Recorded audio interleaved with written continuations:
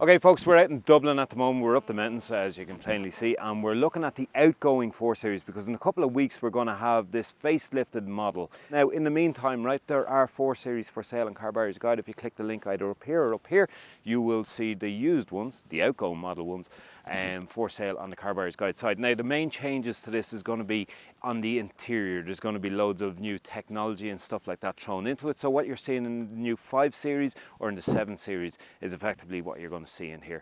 Let's have a gander.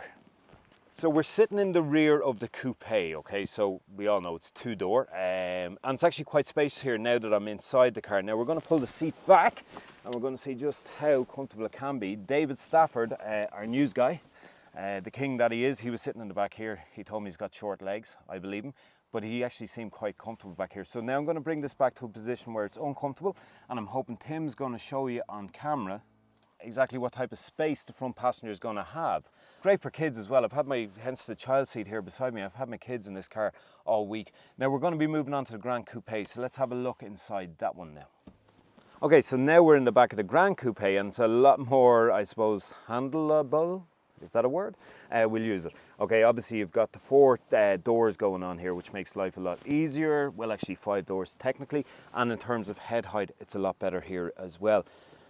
Legroom here is perfect. You will get, let's say, 3 adults in here. It'll be a bit of a squeeze, 2 adults most comfortably. But yeah, it's a really nice interior. Now, the new model is not going to change much in the interior at all. What will change is the tech, but the legroom and headroom and all the rest will remain the same. As I said, folks, we are going to have that video very soon. Okay, so in terms of boot space, okay, so this here is the coupe model of it. Now, there's big enough boot inside this. The only problem is it's slightly kind of narrow, if you know what I mean. So you're not going to get your Moses basket in there.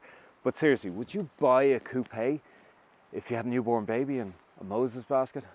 I'd love to. That'd be kind of confident, wouldn't it? That'd be great. Anyway, there is good enough room inside here. This is the coupe version. Let's have a look at the Gran Coupe, which is a much more attractive package in terms of space. There's plenty going on here, and as well as that, if you do have a Moses basket, you do get some extra height going in there too. A little bit of extra storage under there as well, which is not bad. Of course, there is a bit of a lip, but this is a Gran Coupe, man, so you know, shouldn't be surprised. And as well as that, what have we got here? We've got our first aid pack in there. So right now we're sitting inside the 440i, and when it comes to comparing engines, there's no comparison between this and the 420d.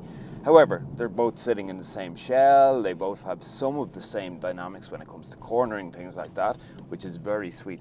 But the power that you get with this 440i is unbelievable. This particular car here comes with some sweet ass noises.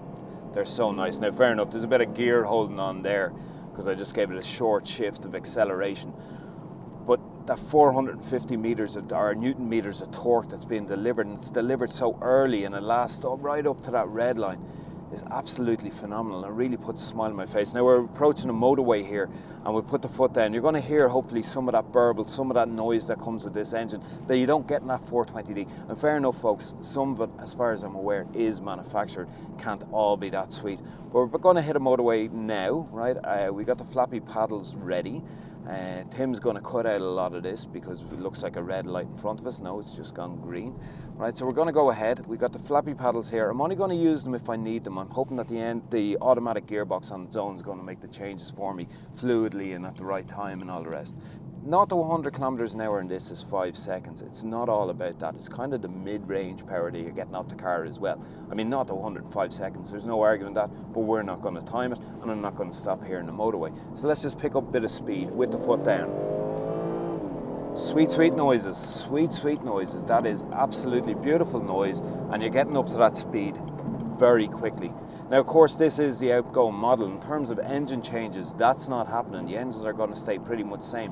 What I'm looking at here in front of me, however, will change slightly. We're going to be given the new technology that's found inside the cars, new iDrive systems and everything else like that. As well as that, as I've mentioned already, we got new LED lights to the front, the new version that's coming, and tweaked bumpers and things like that. To be honest with you, put them both together, it's going to be hard to distinguish between the two. Prices on the 440i that we're driving right now starts from €77,000 for exactly what we're driving here. Now, if you want to see used 440i prices or 4 Series prices, look at the link up here in the corner or in one of the corners, and you'll get to see what's on offer on Car Buyers Guide at the moment. Okay, so one thing that I noticed about the drive of both the 440i and the 420d, and remember we're dealing with two completely different powerhouses, is that let's say on bends, now we're up like really bendy roads up here in the Dublin Mountains at the moment, right? It deals with them brilliantly. We're sitting low to the ground, and even just taking a little bit of gusto at it, the steering is superb. Obviously there's more fun from that 440i, but to get around corners, it's just so sweet. Okay, the first thing you're going to notice about this model here, we're now in the 420d Gran Coupe, okay? So the 440i, turn on the engine here, it's nice, it's angry, it's burble, it's petrol, it's really, really cool, okay? You can hear the 6-cylinder engine just doing its stuff, and it's really nice. Now, you're not to be disappointed about this, but if you do go for the diesel engine, and I'm hoping sound will pick this up, it sounds like a diesel. There you go.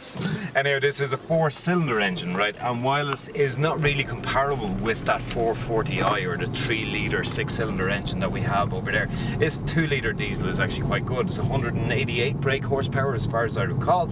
And it's once again, it's got nice delivery of power.